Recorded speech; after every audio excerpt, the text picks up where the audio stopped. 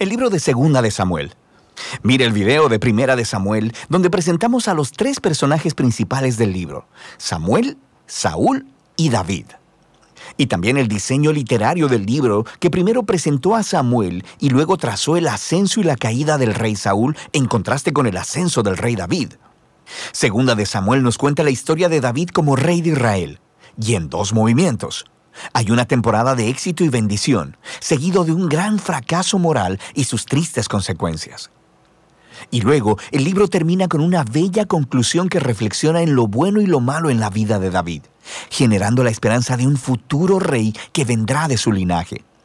Así que Segunda de Samuel continúa después de la muerte de Saúl, y David sorprende a todos componiendo un largo poema en donde lamenta la muerte del mismo hombre que intentó asesinarlo. Una vez más, el autor está presentando la humildad y la compasión de David. Él es un hombre que lamenta la muerte de incluso sus propios enemigos. Después de esto, David experimenta una temporada de éxito y bendición de Dios. Todas las tribus de Israel vienen delante de David y le piden que unifique todas las tribus como su rey. Así que lo primero que David hace como rey es ir a la ciudad de Jerusalén y conquistarla, y la establece como la ciudad capital de Israel, y le pone el nombre de Sión. Y a partir de ahí, David continúa y gana muchas batallas y expande el territorio de Israel.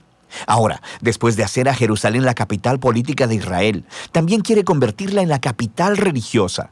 Así que hace que el Arca del Pacto sea trasladada a la ciudad. Y luego, en 2 de Samuel 7, él le dice a Dios que como Israel ya tiene un hogar permanente, él piensa que la presencia de Dios también debería tener una casa permanente. Así que pregunta si puede construir un templo para el Dios de Israel. Pero Dios le dice a David: gracias por pensarlo, pero más bien yo te construiré una casa, una dinastía.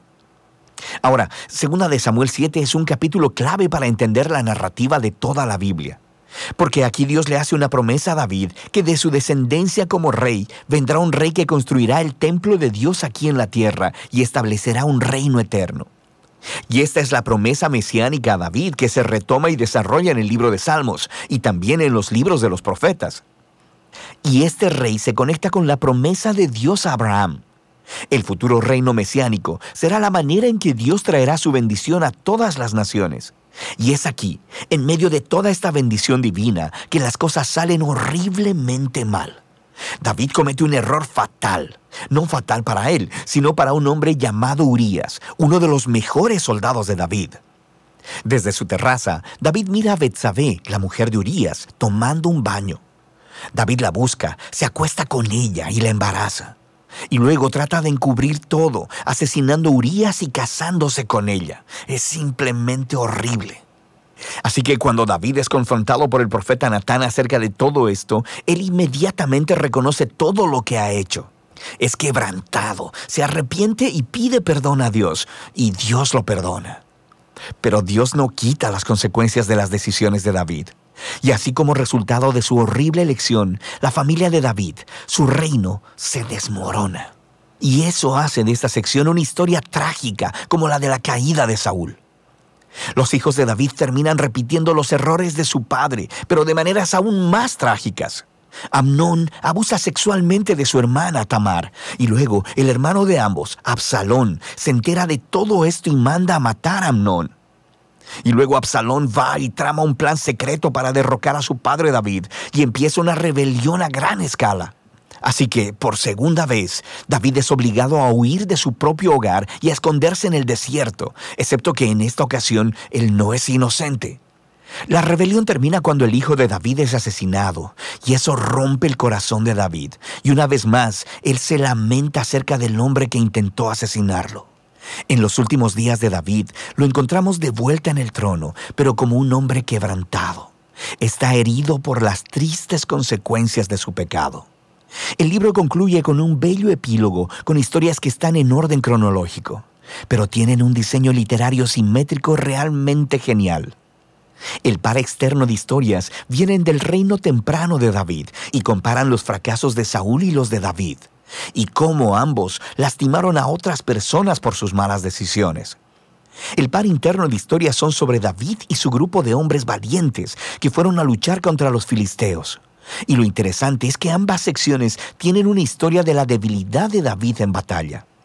Así que, en contraste con las historias victoriosas de David de los capítulos 1 al 9, aquí vemos a un David vulnerable que depende de la ayuda de otros. El centro del epílogo tiene 2 poemas que funcionan como memorias, y David reflexiona en su vida.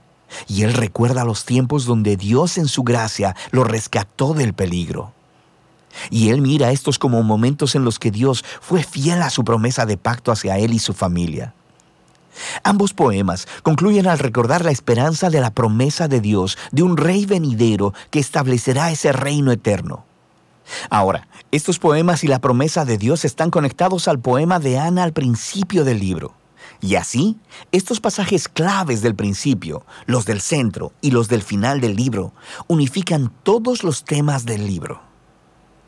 A pesar de la maldad de Saúl y David, Dios siguió obrando sus propósitos redentores, y Dios se opuso a la arrogancia de David y de Saúl, pero exaltó a David cuando éste se humilló.